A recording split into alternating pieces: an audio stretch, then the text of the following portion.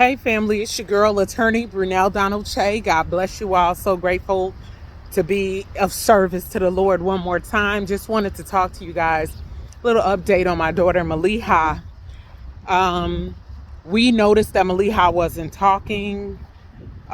She wasn't even saying mama, dad, none of that kind of stuff. And she's like 4 at this point. We were thinking, okay, we know our other son didn't talk till he was about almost 5. Elijah, my oldest, 18, didn't talk till he was 5 or 6. So we were waiting, and it wasn't coming. And so I had put her in a, a preschool.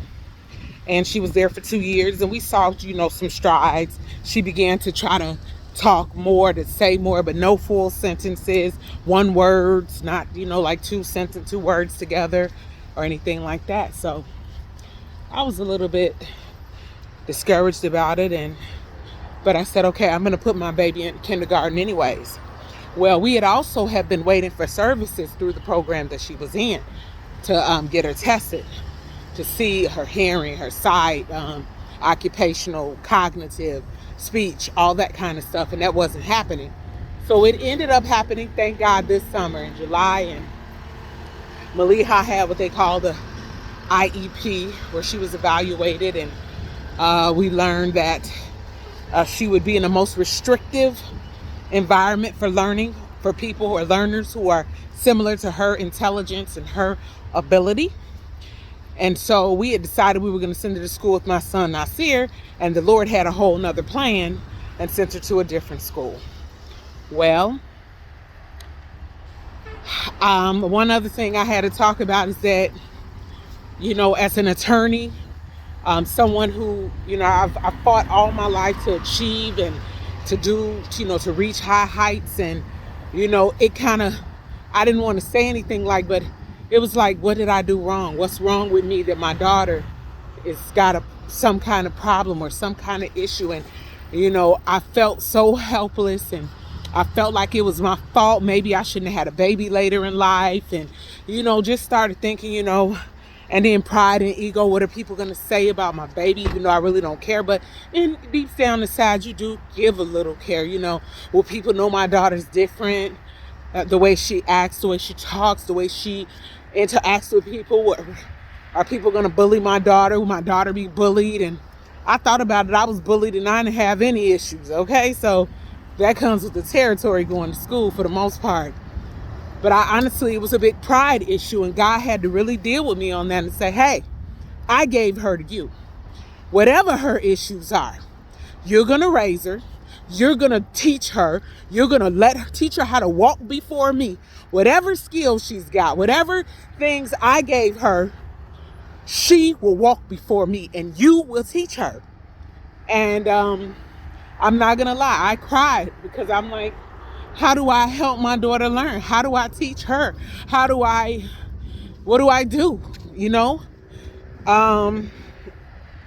My husband, who's a Ghanaian from West Africa, amazing man, 12 years married. It was like, Shida, my daughter is not a fool, oh.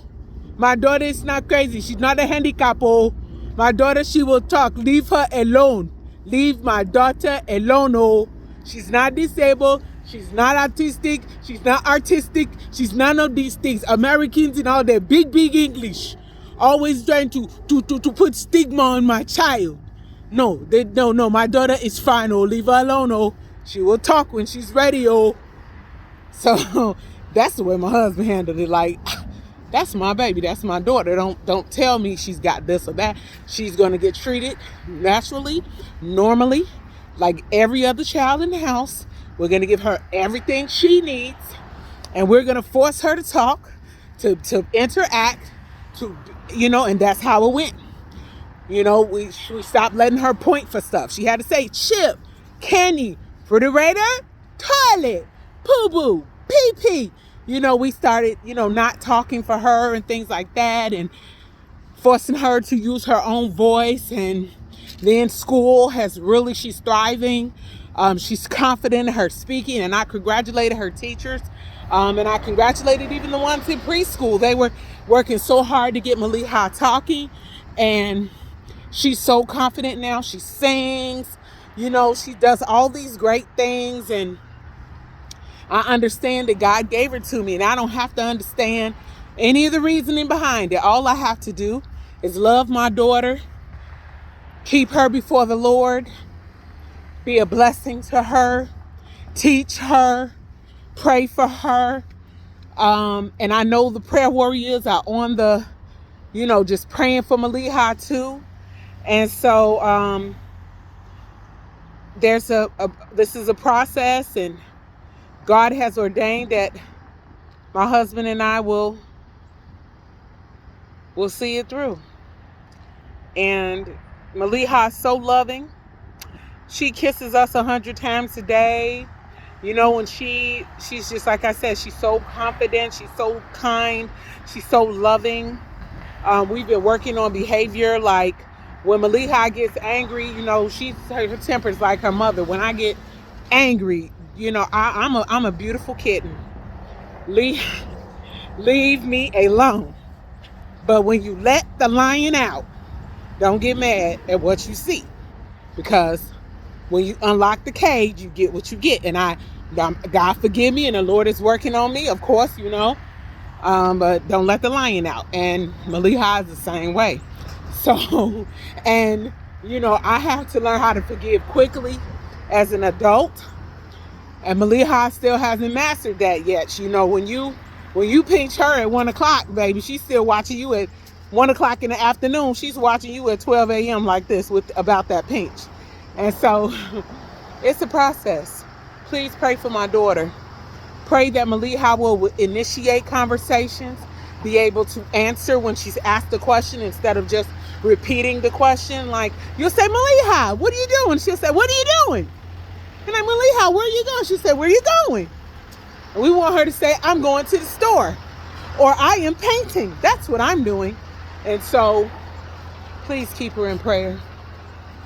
She has no medical diagnoses at all.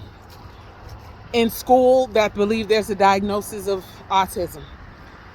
But I believe the Most High God has diagnosed her as marvelously, beautifully made. That's who Maliha is. And that's what we're going to nurture. In the mighty name of Jesus. Bye for now. God bless you and your family. And God bless America.